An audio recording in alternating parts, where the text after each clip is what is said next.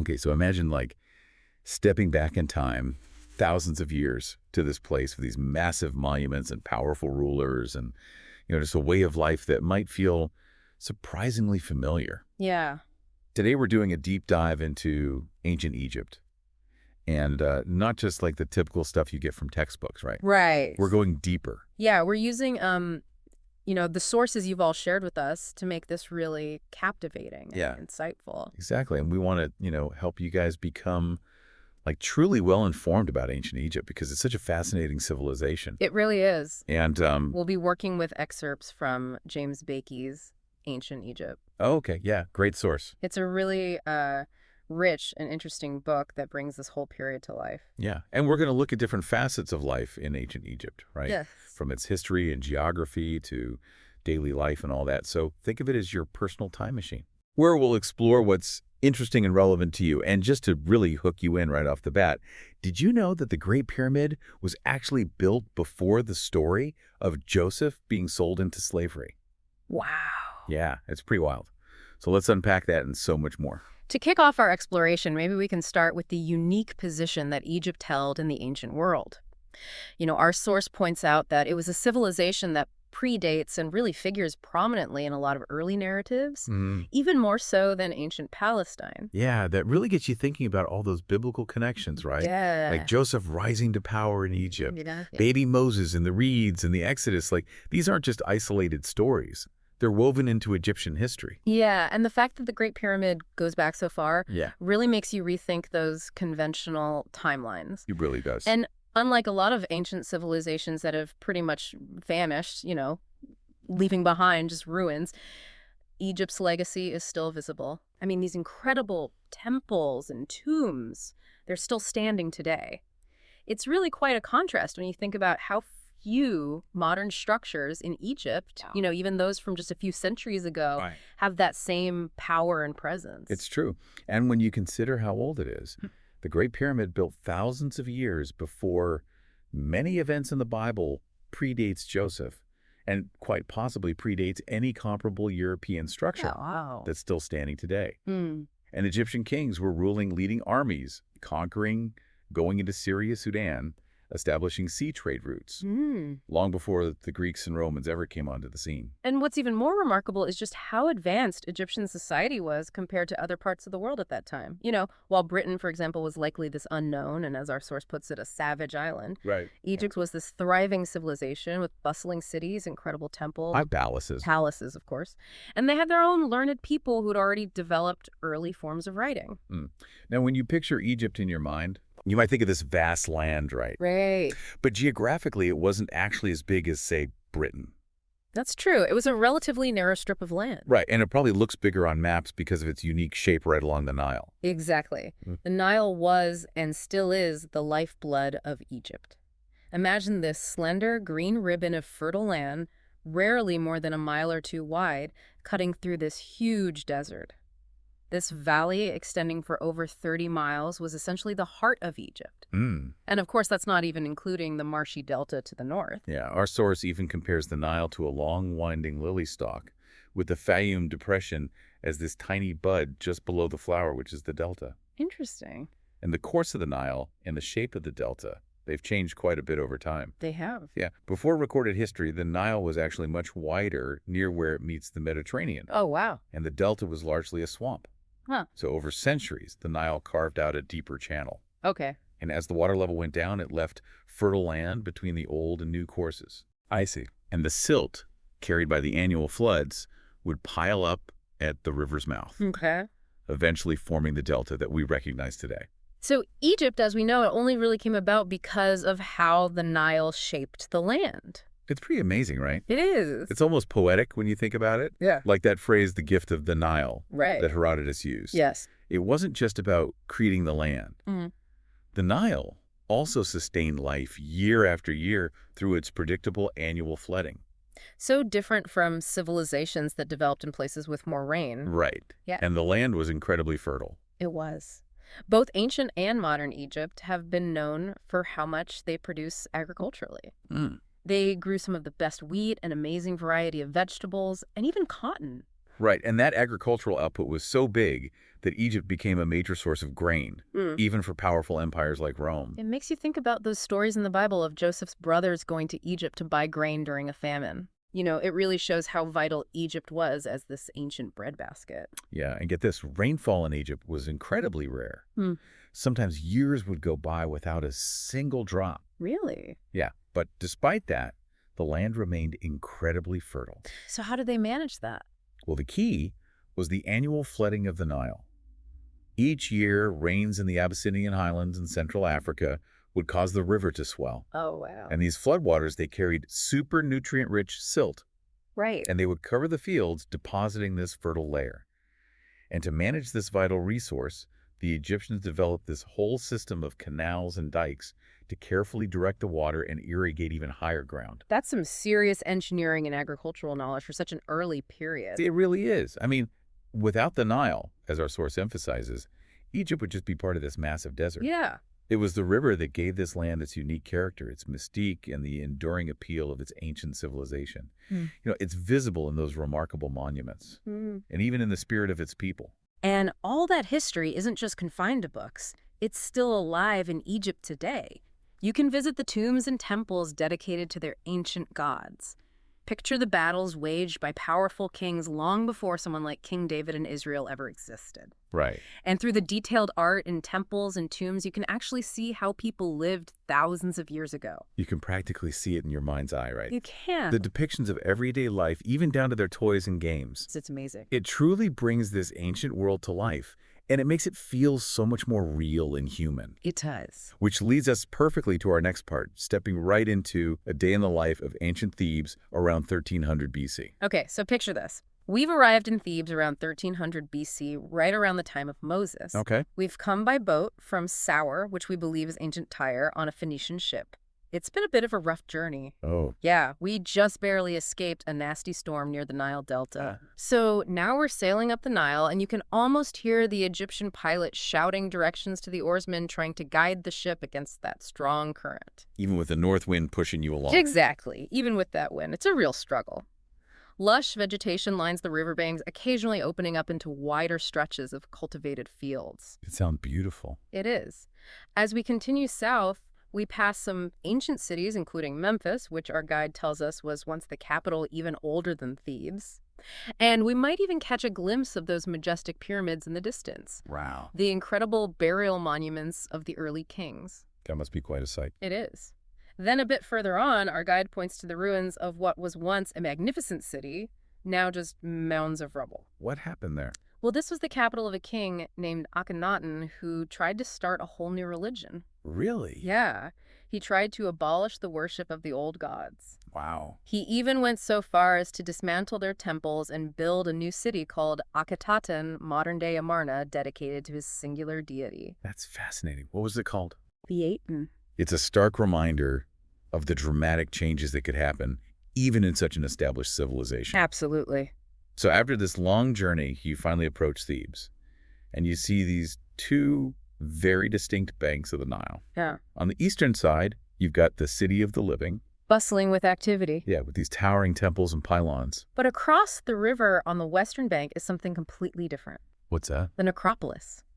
This was basically a massive city of the dead stretching into the western hills, filled with countless tombs. Sounds almost eerie. It is. You really feel a sense of silence and melancholy, the weight of history.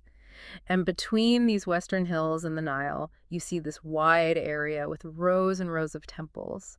Some are amazingly well preserved, their massive walls still standing strong, while others are in ruins, just crumbling foundations. Yeah. A testament to the passage of time. And if the sunlight hits them just right, Yes. you can almost imagine the gold leaf that would have once adorned these temples. Oh, absolutely. But your arrival isn't just about sightseeing. No, as our ship gets closer to that eastern bank, we encounter the realities of Egyptian administration. Uh-oh. Just like arriving at any busy port, you've got Egyptian customs officials in their boats coming to inspect our goods and, levy taxes. The joys of bureaucracy. Their look is quite striking, though, don't you think? In what way? Well, they have these shaved heads. Some are wearing wigs, short linen garments, and the chief officer stands out with his long staff and a gold band around his waist.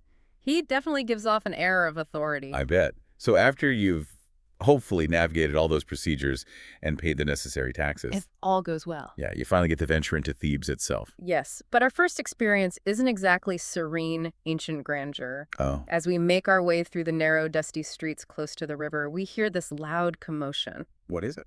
It's a group of laborers, and they look to be in rough shape, thin, almost naked, and clearly hungry. What's going on? It seems they're rioting, protesting the fact that they haven't been paid for their work in the necropolis. The city of the dead. The very same. Mm. They haven't received their rations of wheat and oil for weeks, and their frustration is boiling over.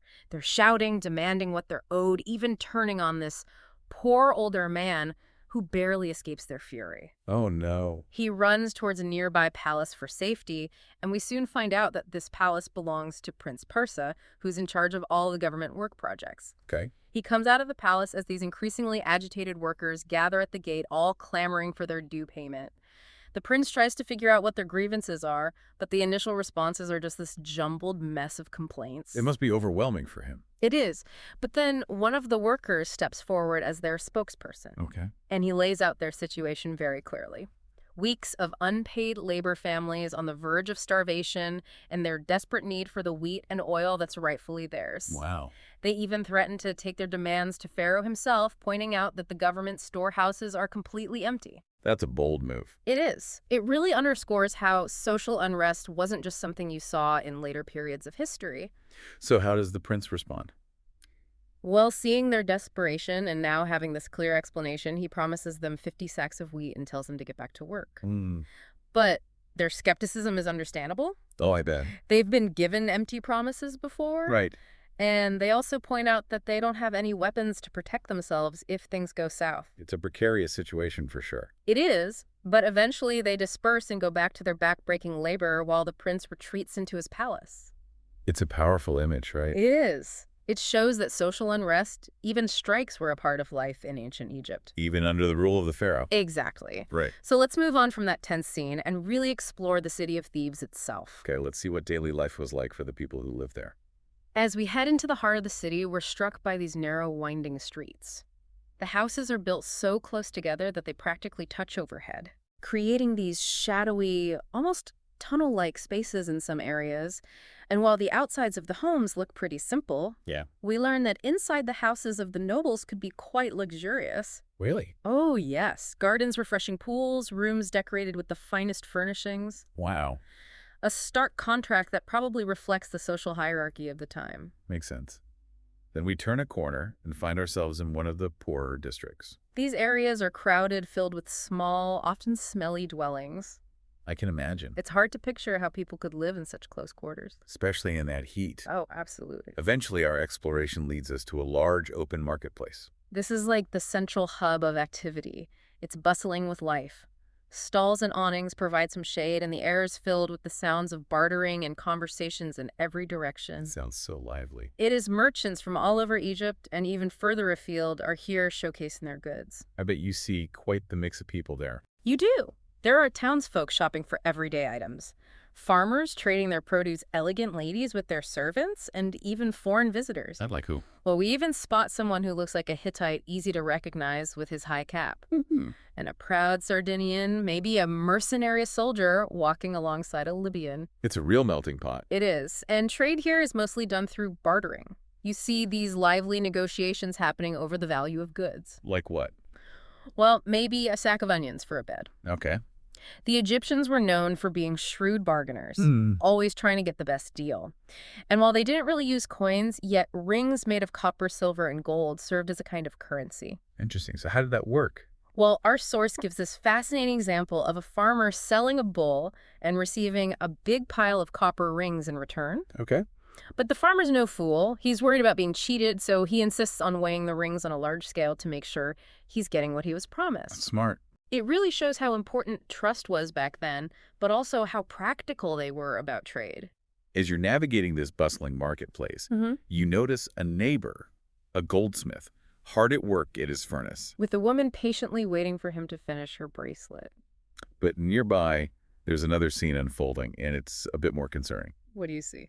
Well, there were groups of people, many of them looking like laborers going in and out of a large house. Hmm. And they often look a little unsteady on their feet. Oh, dear. Yeah, we watch as the young man heads inside for what looks like another drink. Oh, no. And his friend sadly predicts that he's headed for a bad end. That's sad. And an older man, seeing all this, pulls his son aside and warns him about the dangers of strong drink, pointing to that staggering young man as an example. It seems the problems with excessive drinking were around even in ancient Thebes. Sadly, they were. But the atmosphere in the marketplace suddenly changes as you hear the sound of flutes and drums getting closer. What's happening? It's a religious festival, big procession in honor of Ammon, the great god of Thebes. Oh, wow. Crowds start lining the streets to witness the spectacle. And as the musicians and singers pass by, creating this lively atmosphere, we see 6 groups of men carrying something very important. What is it? It's a small, veiled statue on top of a model Nile boat. They're carrying it on their shoulders, and these men all have shaved heads and are wearing these clean white linen robes. A sign of their religious role. Precisely. The procession stops in front of this large column in the street. Priests come forward, incense is burned, and one of them starts chanting praises to Amun. Offerings of flowers and food are placed before the sacred boat. Okay. And then, in a moment of deep reverence, one of the priests slowly removes the veil. Revealing what's underneath. Yes, and it's a small wooden image, maybe about 18 inches high, beautifully decorated with vibrant colors. A hush falls over the crowd. Everyone's in awe. They must consider this one of the holiest things in the world. They do. After a moment, the veil is placed back over the statue, and the procession continues on its way. It's quite a spectacle. It is, but we need to move on if we want to catch another important event. What's that? Pharaoh's procession to the Temple of Karnak. Okay, let's hurry to the road connecting the palace and Karnak so we can see the ruler of this powerful land in all his glory. It's interesting to think about the title Pharaoh. You know, it wasn't actually his name, but more like a title of immense respect. It means something like the Great House. It really shows how much the Egyptians revered their ruler and the idea of kingship itself. Right, and they believed their kings were divine. Yes, gods in human form, direct descendants, even sons of Ra, the sun god. This divine kingship was at the core of their society. You often see images of the king as a small child sitting on a god's lap. Exactly, a powerful symbolism. And this belief in Pharaoh's divinity led to extraordinary devotion. I mean, they built huge temples in his honor, and whole communities of priests dedicated their lives to his worship. Absolutely. And while other gods like Amun and Ta were very important, Pharaoh held a special unique status. He was a god himself. Our source even calls Ramses II the good god. That says it all. It does.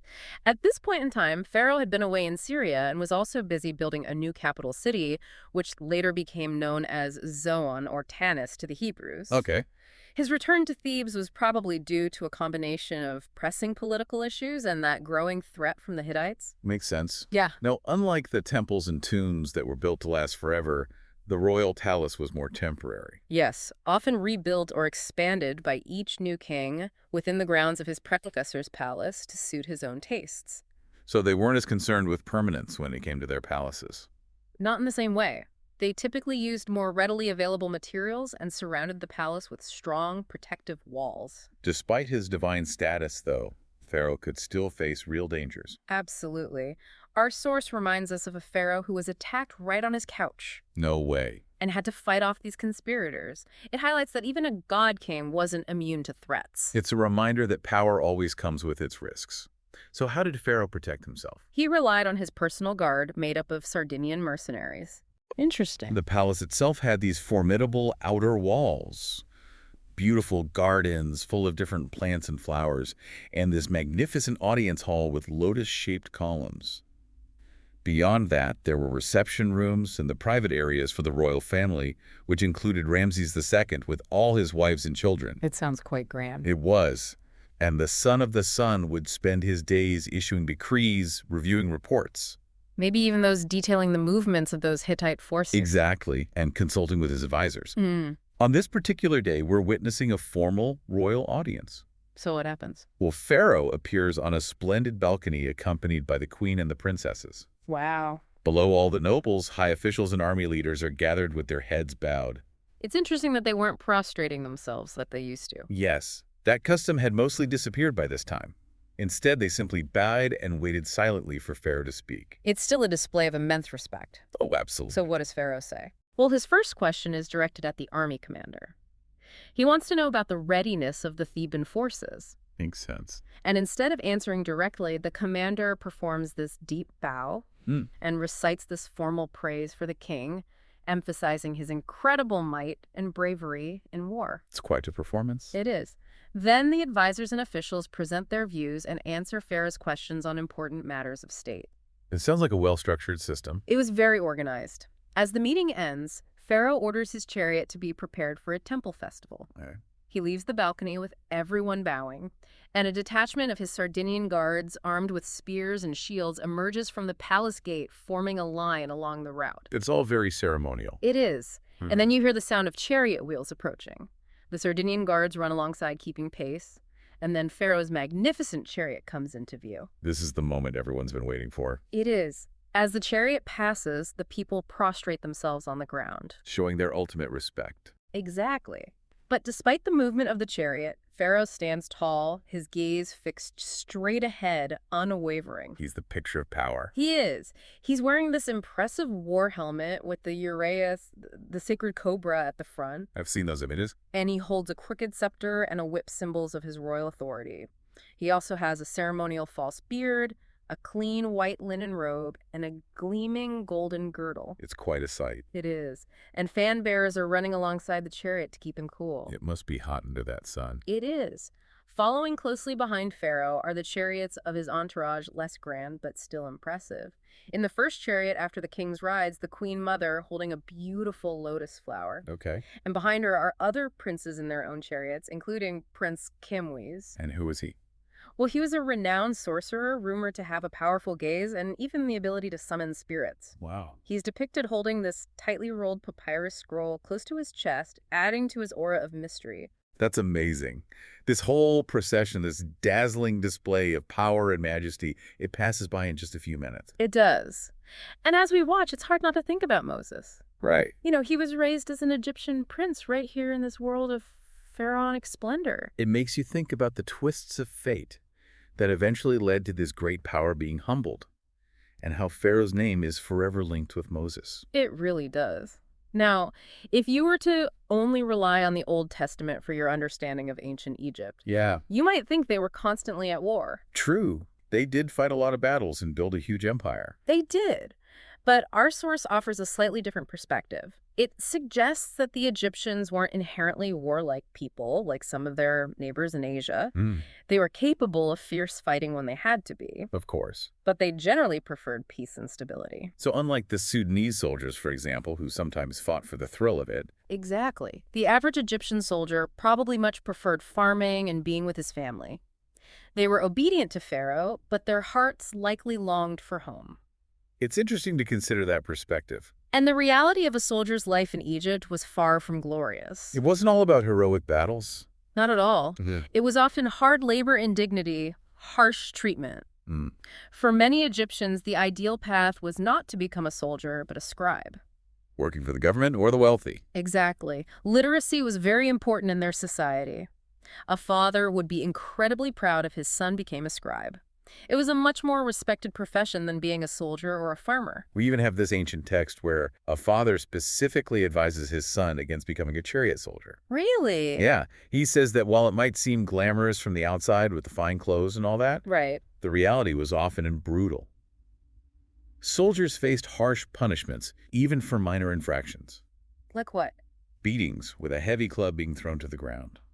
And life in the barracks was probably much worse than anyone imagined. I bet. And campaigning was incredibly hard. It sounds grueling. Forced marches over hundreds of miles, carrying heavy equipment under the scorching sun, Wow. drinking foul water, suffering from diseases, enduring the desert heat, all while their commanders rode comfortably in chariots. And if a soldier was lucky enough to survive a battle, Yes. he might return home wounded, impoverished, with little to show for his service. That's right. And even the Nubian soldiers who often guarded the baggage, they would sometimes take the opportunity to loot and desert. It makes you wonder if it was worth it. The text we're looking at ultimately concludes by strongly recommending that becoming a scribe was a far better choice than being a soldier. It offered a more comfortable and stable life in your own homeland. It's a sobering reminder that war is rarely glamorous. It is.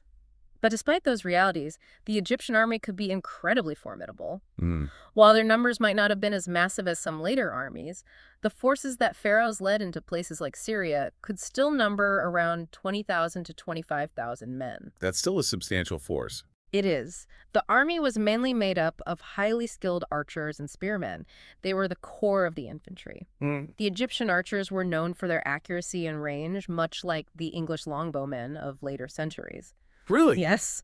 And other soldiers were equipped with spears, shields, axes, and daggers. Oh, yeah. And then there was the elite chariot force, also made up of Egyptians. Controlling a chariot in battle must have taken a lot of skill. Oh, it did. Often one soldier would drive while the other fought using bows and arrows or spears. Okay. And if the fighting soldier got into trouble, the driver would wrap the reins around his body to create a stable platform and help out. That's teamwork. It is.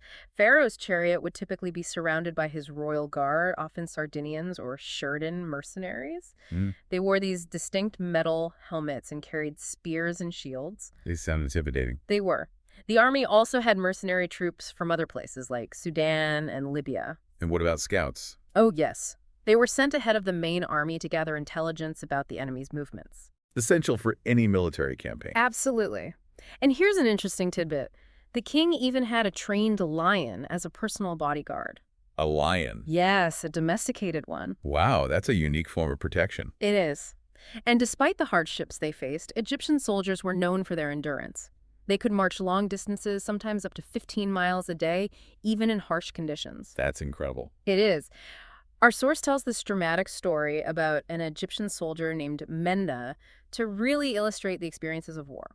Okay. So Menna was an incredibly skilled charioteer in the army. So skilled, in fact, that he was chosen to be Pharaoh's personal chariot driver. Wow. The story takes place during the famous Battle of Kadesh, where the Egyptian army marched all the way to Syria to confront the Hittites. Menna's main job during this campaign was to drive and manage Pharaoh's chariot horses. A vital role. It was. So as they were approaching the Orontes Valley headed towards Kadesh, their scouts reported that the Hittite army was nearby. Okay. But Pharaoh misinterpreted this intelligence, thinking the enemy was retreating. Oh, no. He made a rash decision to divide his army into 4 divisions and press forward with only the first leaving the others behind. That doesn't sound good. It wasn't. The first division, led by Pharaoh, reached Kadesh and set up camp exhausted from the forced march. Meanwhile, Egyptian scouts captured 2 Hittite soldiers who revealed that the Hittite king was actually hiding just across the river with his entire force. They walked right into a trap. Pretty much. And before Pharaoh could even react, disaster struck the 2nd Egyptian division. What happened? The Hittites, with their 2,500 chariots, launched a surprise attack and completely routed them. Sounds like chaos. It was pure chaos. And as Pharaoh grappled with this news, the Hittites attacked the 1st division, who were still exhausted from their march. So they were attacked from all sides. Pretty much. The 2nd division was in full retreat, and only Pharaoh and a handful of loyal followers were left to face this massive enemy force. They must have been terrified. But despite the danger, Ramses showed incredible courage. He wasn't going to back down. And Menna, seeing what was happening, immediately obeyed Pharaoh's command to charge into the heart of the Hittite lines. A bold move. To say the least, they were vastly outnumbered. But in that moment, Menna whispered to Pharaoh, "Steady, steady, great, is the might of Egypt this day. I will devour their multitudes like a falcon. What did Pharaoh say? Save us." Wow. So they charged into the heart of the enemy. They did. Pharaoh and his small group of chariots, led by Menna, plunged into the Hittite ranks. And what about Menna? He was focused entirely on his task, expertly driving the chariot while firing arrows with deadly accuracy. And Pharaoh himself fought like a man possessed. The princes also joined the fray in their own chariots. Against all odds. It was a desperate fight. They managed to break through the first line of enemies, but reinforcements were still a long way off, and the Hittite king with 8,000 men was stationed on the other side of the river. He missed a huge opportunity. He did. But then the tide began to turn. The vanguard of those other Egyptian divisions finally appeared on the opposite bank. They arrived just in time. They did. The fighting intensified, and the Hittite king, seeing these fresh troops and the chaos in his own ranks, couldn't get across the river to rejoin the fight. Must have been frustrating for him. It was. Then the final Egyptian division arrived, and that boosted morale even further. They were turning the tables. Yes. The Egyptian archers rained arrows down on the Hittites, who started to flee. Many of them fell into the river in their panic. The Hittite king's own brother was killed. How did the Hittite king escape? Well, he nearly drowned trying to cross the river at a ford. Wow. He was only saved by one of his followers. Oh, close. He really missed his chance to defeat Ramses. In the aftermath, Pharaoh called his officers together. How did they react? They were ashamed of their cowardice earlier in the battle. Understandably so. Pharaoh rebuked them, but he honored Mena with a golden collar for his loyalty. He earned it. He did. Both sides had suffered heavy losses, so further fighting was impossible. The Egyptians returned home, and the Hittites retreated. They were probably just relieved to have survived. Oh, absolutely. As they marched back into the city, Mena proudly drove Pharaoh's chariot through the cheering crowds in Zaro. People from every level of society came out to greet them. Ramses was hailed as the savior of Egypt. What a hero's welcome. It was. And no one was considered more honorable than Mena, the man who stood by his king when all seemed lost. Isn't it amazing?